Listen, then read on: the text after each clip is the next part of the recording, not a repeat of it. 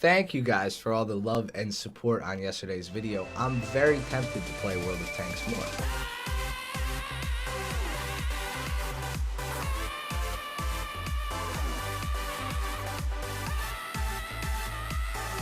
I really am, and I think I might, actually, because of the reaction that I got. People need to grow up. Come on, man. It was a sponsored video. You would have done the same shit. But today, I am unfortunately playing WarThunder. So you're forced to watch a fantastic WarThunder video, like I post pretty much 365 out of the year. You know? No lack of WarThunder content around here, boy. Also, I'm still a little sick, so that's why I look like shit. Now, today I'm at a crossroads. Is there a way for me to make this video without triggering a bunch of people? Probably not, right? There's probably no way, because a lot of the people who get triggered on stuff like this don't even have the vehicles in question. They just want to be mad about it because it doesn't have the highest pin round, it doesn't have this or that. But I'm going to throw all that aside, all right? And for those of you who want to listen to me and honestly trust my judgment, I'm going to tell you right now, the M1A1 is my favorite tank of the patch. I like the Leopard a lot. I think the Leopard 2A5 is still, it's my baby, right? Like, the Leopards are always going to be my baby. But there's something about the M1A1 that just jibes with me. I absolutely love this tank. I cannot put my finger on exactly why I love it, but I do. I can't find something it's not fantastic at. Now, of course, it gets penned a little bit easier now. You get breached a lot or penned through the turret cheek, it'll get your gunner, and then you can't shoot back. And that happens on any tank, but I noticed that it's a little bit weaker than it used to be. But that's because they added mango shells and higher pen shells that you have to worry about now. But other than that, you have a gun that hits like a truck. You're very mobile. The crew spacing is great. You have blow-off panels after you shoot your first 6 shots. And they take them out of the turret stowage rack, which I wish wasn't there in the beginning. I don't know why it is, but if they took that out, it'd be even better. But, you know, just shoot 6 shots off in the beginning and you'll be fine. The round is so goddamn good, and so is the Heat FS. I absolutely love Heat FS too on this thing. Now, of course, the game that you're going to be watching, that I'm going to be talking over, is kind of a unique game, and that's why I wanted to show it. This is an ace game in the M1A1, and I had it pushed up for RB on accident. So, yeah, can't say I don't do things to myself sometimes, right? I completely messed up. I took the wrong camo, because I have 2 camo loadouts. I usually have a sim camo loadout and then a RB camo loadout, and it auto picks whenever it feels like it. Sometimes you can turn auto pick off, it won't auto pick. Sometimes it'll auto pick when you have it off. I don't understand, but I'm not very conscious, and I'm still not used to that auto camo select, so it kind of nipped me in the ass in this game. But regardless, M1A1 bushed up, and we're gonna try to kill these T80s in the Russia. Now, we don't usually get to play a lot of NATO in this event. It's always Russia. There's always way too many people playing NATO, and we like to get fast games. I say we, I mean G Squad. We like to get fast games, so we're always going to be playing like Russia. So this was a great break. This is the only game that we actually played as NATO, and I'm really happy about it. I'm also playing this new game, Can I Get Through the Post Commentary Without Coughing Up a Lung? So we see a T80 out here in the field, and I'm going to do my best to third person shoot him. That's kind of what we have to do here. It is a T80U. We hit him there. Let's see these shots. Boom, turret. Alright, so that went through the front of the turret. That's kind of what I'm talking about with this thing. It's a B-stash cannon. The APFSDS darts do a whopping amount of damage when they pen. Oh, that was a little unlucky. Just hit the barrel. And I had to waste so many rounds this match. So he did die. I think he burnt out. It might have been a new tank. A new tank? A new player? A new tank?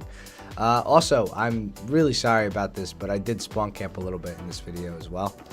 I mean, I couldn't really snipe on this map, so I kind of had to I had to push up and get close to the spawn to see what I could do. So, you know, there is that. You can absolutely judge me all you want. That's completely fine. I understand it. I'm taking it. I'm owning up to it this match. But what I'd like you guys to tell me in the comment section down below is, how do you guys feel about the M1A1 now that it's been a couple weeks? I'm sure a lot of you guys might have it now. Do you enjoy the tank? Do you play it a lot? do you think it's better than some of the other top tier tanks? And I'm only asking people who have it, because if you don't have the tank, I don't think you'll ever understand it, really. You know, it's really hard to understand things that you don't have. So I think commenting on things that aren't in your hanger isn't the best for like moving our skill ceiling upwards and higher. But regardless, I think it's just the combination of the gun platform, the rounds, and the crew survivability, because it still does have good crew survivability. I mentioned earlier about how the armor isn't that good, but the crew is spaced out in such a way that you rarely ever get one shot unless it's somebody who really knows what they're doing, or you get hit with like some type of APHE or some type of HE filled round, which usually doesn't happen. So yeah, these are the kills that I'm definitely spawn camping for. It was a little bad taste, but I mean, we have a triple cap going on right now, and the enemy team is just kind of getting routed. So, you know, we did what we did.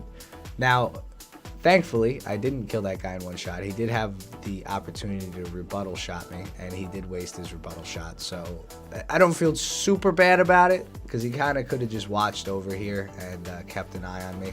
And instead of doing that, he shot it into the ground. And you'll actually see here in just a second how bad it is that I didn't have my sights. I'm getting mauled by a Tunguska from across the map. I also think they nerfed those anti-air missiles. I think it's safe to say they did. I've been trying to use them, and I haven't killed anything with them. I have knocked out a barrel or two and tracked an enemy, but I haven't killed anything with them since I've been back from PAX.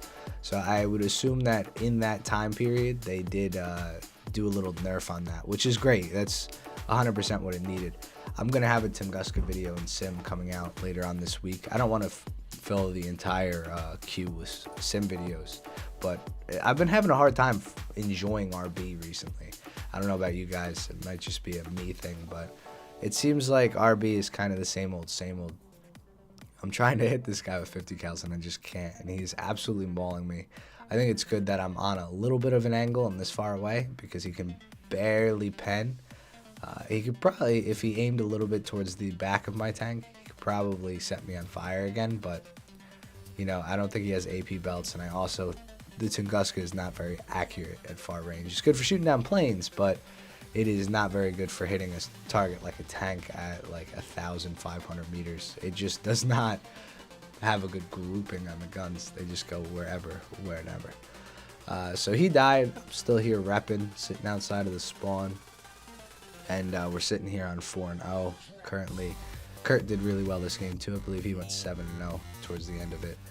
And that's why I love NATO, man. I don't play a lot of NATO top tier sim, like I said before, because of the queue times and the matchmaking, but I really do enjoy it. I like playing the Leopards, I like playing the Abrams, and things like that in NATO. The Tunguska is still a big issue in sim, especially. I was talking kind of about how it was an issue in just the game in general, but in sim, we get this notion now that you kind of can't really fly as NATO, or at least you got to be very careful flying anything as NATO. And Russia, you don't really have to worry about jack shit if you want to take a helicopter out, or if you want to take an IL-28 out. So you'll get into games where it'll be I think this game was actually one of them. There were 3 IL-28s that came in towards the end of this match in a line, because we don't have AA or a Tunguska type variant that was strong enough to even give a shit. So I don't know, it's weird. It's WarThunder. That's how things work, I guess. Hopefully it gets better. Hopefully they add some equal planes and helicopters and AA guns that can take each other out and stuff. But until then, we gotta just deal with what we got, right? So I hope you guys all enjoyed today's video. Again, let me know what you think about the M1A1 in the comments down below. I'm gonna do my best to get better for you guys and do some live commentary, but you know, I've been coughing up a storm recently, so, well, at least yesterday. I feel a little bit better today. Obviously it's the morning. You always feel worse in the morning, but I'm gonna pop some Dayquil, drink some coffee, get some vitamin C in my system, and hopefully my voice will be back to 100% and I won't be coughing as much, so I can do some live commentary for you guys in the near future. Thank you all for watching. Deuces.